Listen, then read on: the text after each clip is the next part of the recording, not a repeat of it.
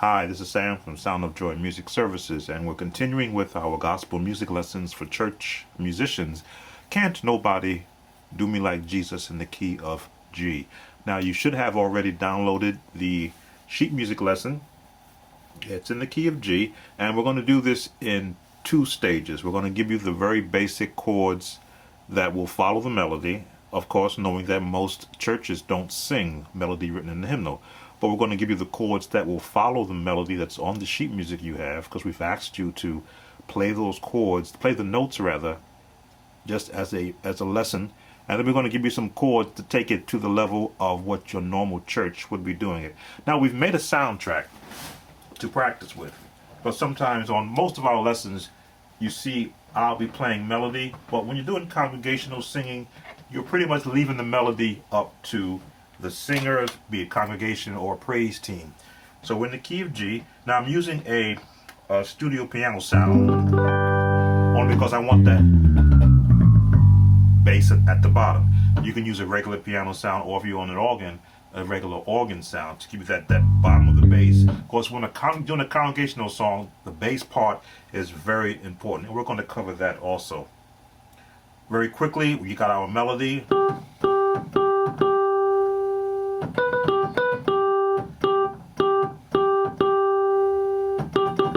Very basic.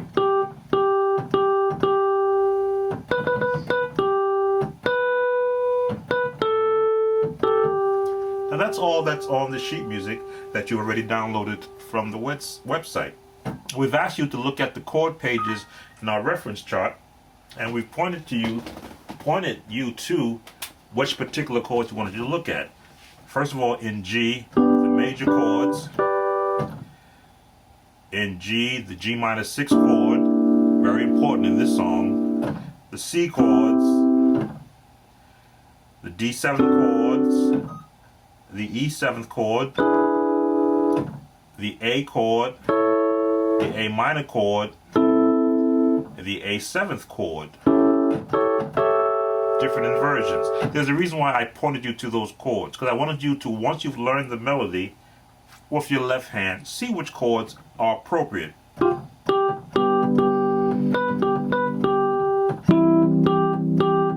basic.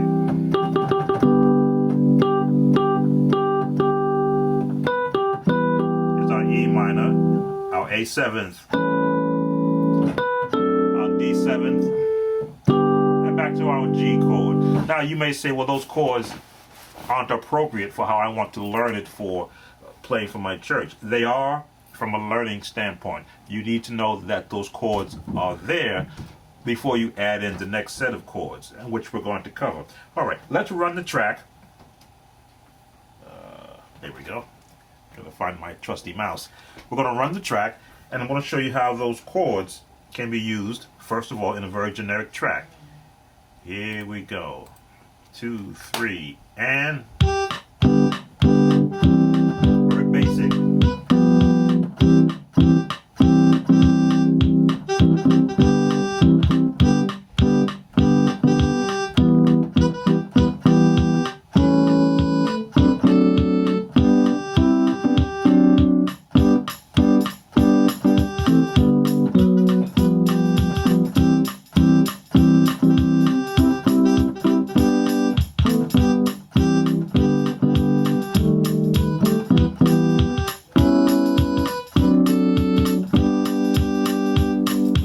Stop you right there. Now you see me using just the left hand.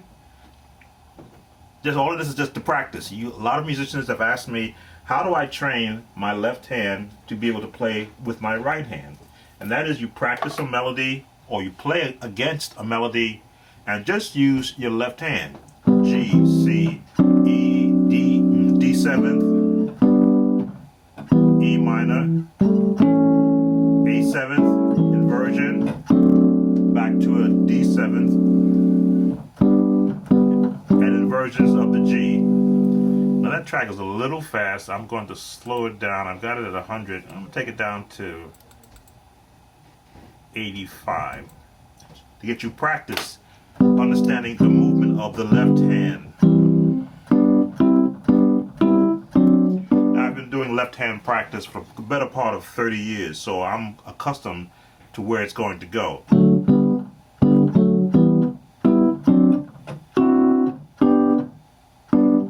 Not quite equal to what my right hand does, but enough to where it can accompany the right hand. Let's run that track again, a little bit slower, so you can see those. And again, these are the chords that we've asked you to look at from our reference guide in our course workbook. Let's run the track again, a little bit slower this time. Here's that G7, C,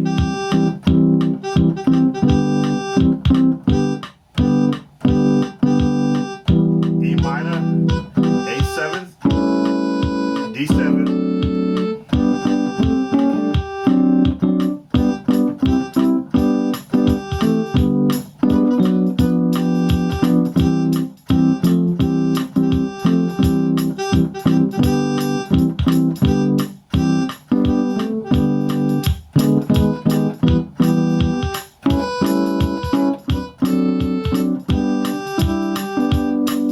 slowed it down a bit, and as you saw, I added a little bit more. Because I know where the melody is going, and I know what chords are available to me. Here's that G7, which is just adding the 7th note, 1, 2, 3, 4, 5, 6, 7th note inversion, which to me is always a leading chord. A 7th chord always leads you to, those of you that do count, a G7th will always lead you to the 4 note, the 4 chord, which is a C. Just like a D7 will lead you to a G. So because from memory and from playing a lot of times, I don't count numbers, not that I'm against it, but I know where the chords are already going to go, so it becomes second nature.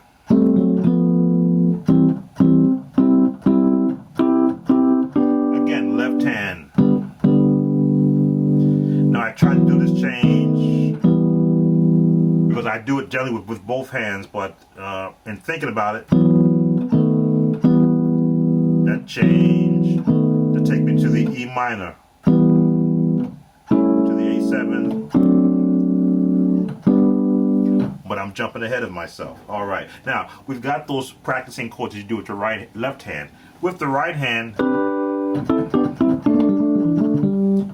this is where those of you that are advanced practice jazz, you can use your jazz runs now in a song like this, because with the melodies being sung, you're basically following.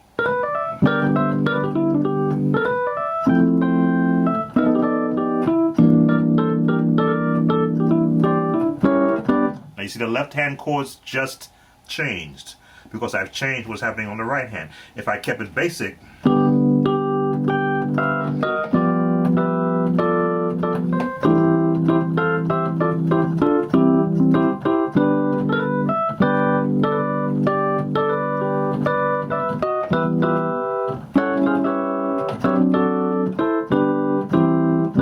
so I've not just made it somewhat generic. Let's do it with our practice track so you can see what I'm doing. 2, 3, and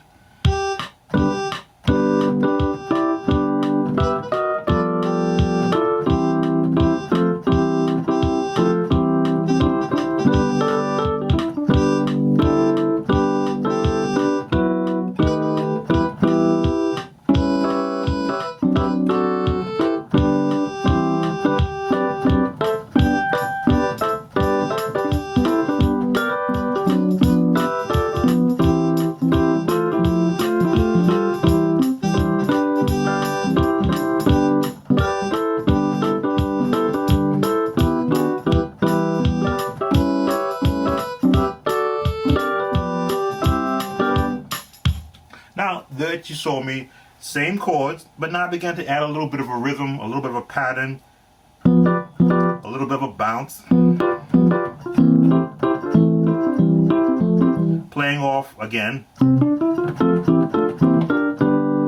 Again, what I teach with my course is that all the chords are accessible to you if you know they're there. If you're, again, that 4, if you're doing a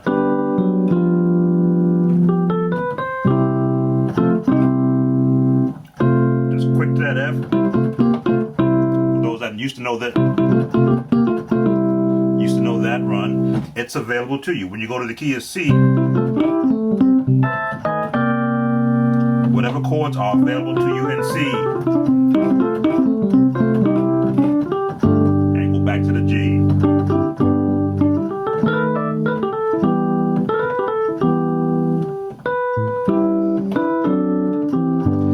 Once you're familiar and you're comfortable with where the memory is going, then it becomes easier to add chords. All right, let's take it a little bit step further now. Now, I've added on this track with the very generic notes that you see from your sheet music, and I also added what you would normally hear in your congregation in your church. So let's let it play through, and then you'll hear the difference where the chords change.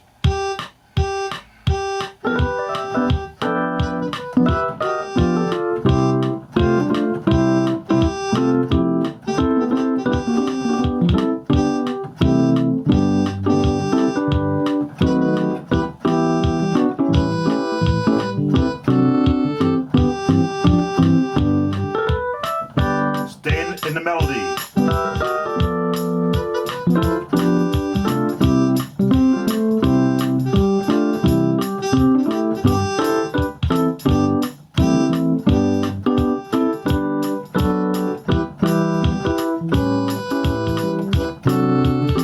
Now when it changes.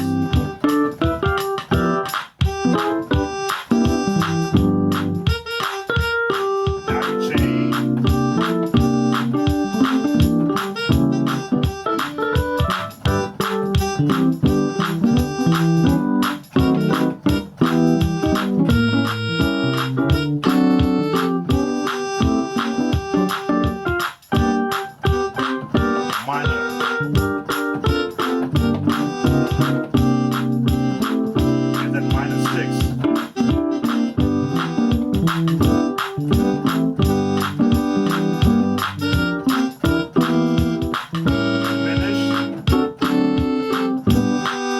Now you see, as the chords, or rather as the played notes change, I had to adjust the chords to follow suit.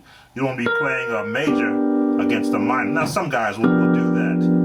You can do that chord for those that like to do the altered chords. I like to stay within the framework. If that's my chord change, my chord that I'm now in, what's available to me.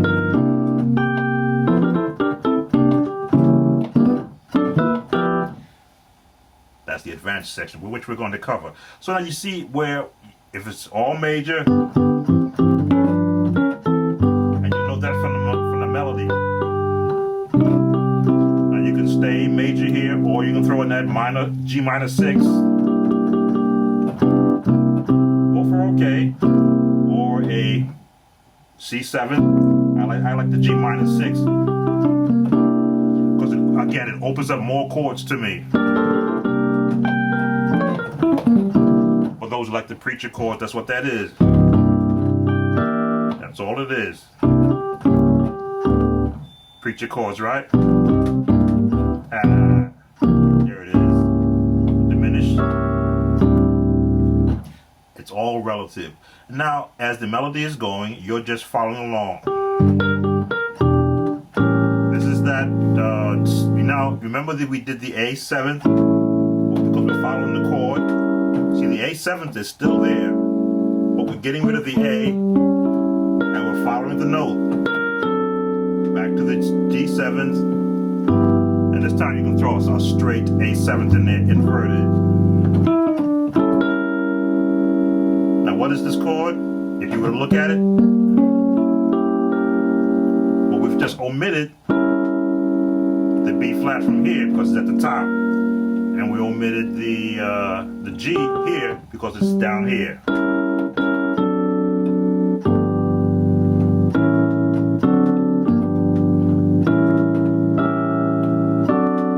Just inverting it.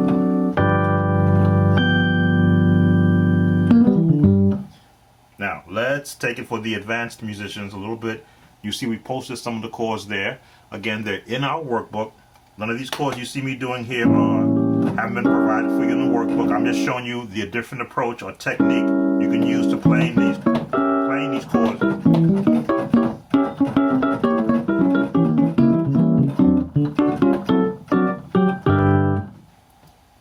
Relative music. All right, let's take it back to the beginning, and we're going to give you, for the advanced musicians, some of those jazz runs.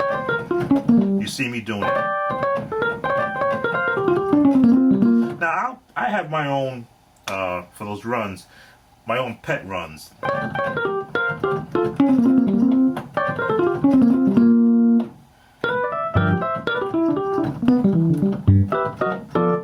That's just my pet ones.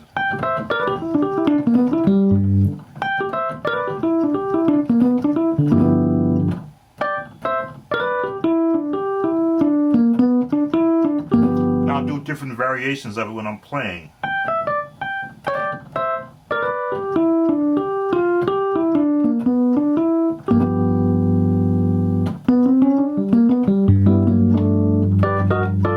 My drop down. Again, those are just pet runs that I have. Let's get the video going. Or rather, the music going again. Here we go. 2, 3, and...